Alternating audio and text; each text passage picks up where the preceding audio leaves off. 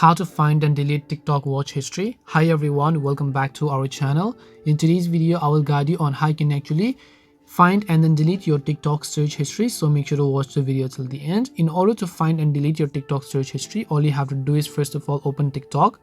Then once you open TikTok, just come to your profile page. Once you come to your profile page, tap the three lines icon from the top right hand side. Then you want to go to settings and privacy. Once you go to settings and privacy, under content and display, you'll find the option called comment and watch history, which you see over here. So just tap on comment and watch history button here.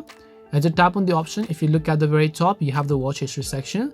Once you go to watch history, you'll be able to see all of the videos that you've watched in the past. So if you want to delete your watch history, just tap the select button. Select all the videos that you want to delete, whichever videos that you might want to delete from your search history. Then just tap the delete icon from the bottom right of the screen. It'll ask you, are you sure you want to delete your watch history? So just tap on delete and your watch history will be successfully deleted. This is how you can delete your watch history on TikTok. We hope the video was really helpful. And if it did help you, then make sure to leave a like and subscribe to the channel. If you have any questions, feel free to leave them down.